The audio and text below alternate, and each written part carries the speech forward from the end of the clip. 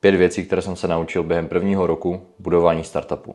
Začít podnikat v 18 nebo 19 letech je jako skočit do neznámé řeky. Představte si to. Máte v hlavě nápad, spoustu energie a velké ambice. Ale pak přijdou chvíle, kdy zjistíte, že to není tak jednoduché, jak jste si představovali. A ano, první rok je plný momentů, kdy nevíte jak dál a nevíte, jestli to vůbec zvládnete. Ale je to taky rok plný učení a obrovského růstu. V dnešním videu bych se s váma chtěl podělit o 5 věcí, které jsem se naučil během prvního roku budování startupu a zároveň vám k tomu předat nějaké lekce, jakým způsobem se můžete právě v podnikání posouvat dále, když začínáte nějaký projekt v odvětví, o kterém toho tolik nevíte. První bod.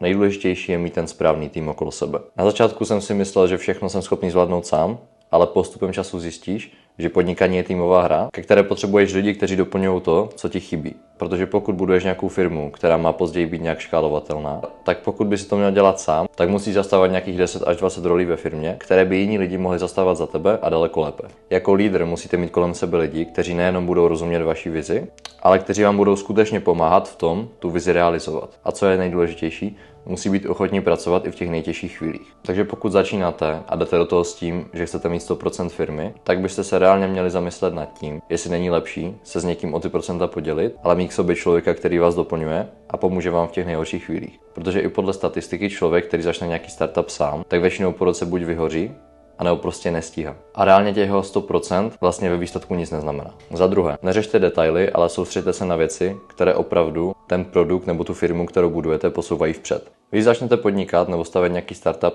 tak je to jako obrovský stroj, který postupně musíte roztlačit. Za začátku, když jsem začal podnikat, tak jsem se hodně ztrácel v těch drobných věcech a trávil jsem moc času věcma, jako je perfektní web, perfektní logo a podobně. Takové ty klasické věci. Ale to nejsou věci, které by vám mohly pomoct růst. Primárně jako člověk, který začíná nějaký biznis, který je v rané fázi, se musíte soustředit na 2 věci. Pokud se bavíme o nějakém technologickém startupu, tak je to získávání zákazníků a zákaznického feedbacku a stavění nebo řekněme programování daného produktu. Všechny věci, které nejsou v rámci těchto 2 věcí, jsou vlastně zbytečné. A těmito 2 věcmi byste měli docílit toho, že vypustíte svoji první verzi produktu co nejdříve a získáte ten zmíněný uživatelský feedback v rámci té první verze. Za třetí, chyby jsou součástí procesu. Nikdo vám nikdy neřekne, že během prvního roku podnikání vlastně jediné, co budete dělat, budou chyby a těch chyb bude daleko více než věcí, které se vám doopravdy podaří. Ale tyhle chyby jsou paradoxně to, co váš biznis posouvá nejrychleji. Takže jedna z nejdůležitějších lekcí, kterou jsem dostal, je, že nezáleží na tom, kolik chyb uděláte v té rané fázi, ale jak rychle se s nich dokážete poučit, abyste už nedělali potom v budoucnu, když už v tom budou externí peníze, externí financování a podobně. Zkrátka raná fáze a první rok podnikání je čas, kdy ty chyby dělat musíte a měli byste jim mít naproti.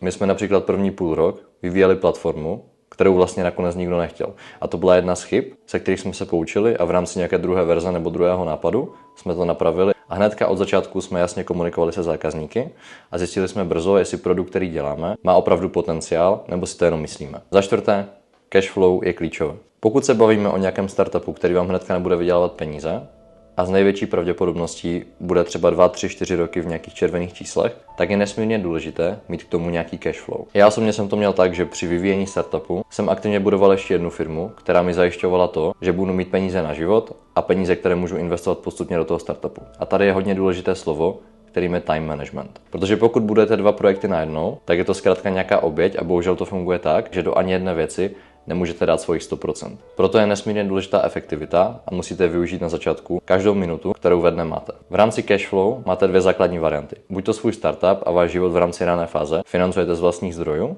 anebo sáhnete po externí financování. U externího financování je velký problém v tom, že momentálně v rámci venture kapitalu se nacházíme na bodu trhu, kdy jenom málo investorů a fondů investuje do něčeho, co je ve fázi pre-seedu. To znamená, co je jenom čistě nápad, bez toho, aniž byste měli nějakou funkční věc, kterou by někdo už využíval. Proto za mě, pokud vám je 20 a chcete vybudovat nějakou velkou firmu, která může mít i celosvětový přesah, tak je důležité se smířit s tím, že reálně nejefektivnější způsob, jak toho dosáhnout a jak přežít tu ranou fázi, je mít k tomu nějaký side hustle nebo nějakou firmu, kterou budujete bokem, nebo třeba zaměstnání, a z toho financovat svůj život a většinu času, kdy nepracujete na tom side hustle nebo v té práci, tak investovat do toho startupu. A 5. bod, se kterým jsem měl dost velký problém.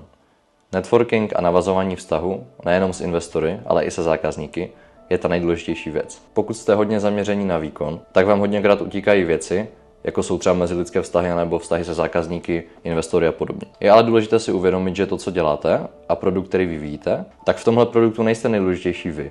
Vy jste jenom ten člověk, který ten nápad měl a nějakým způsobem ho zrealizoval, ale až ten produkt poroste, tak to budou investoři, zákazníci nebo třeba společníci, kteří budou chodící reklamou a kteří budou mít motivaci ten produkt rozvíjet, investovat do něho a říkat o něm dále. Pokud byste chtěli více tipů ohledně podnikání v mladém věku, tak sledujte tenhle kanál.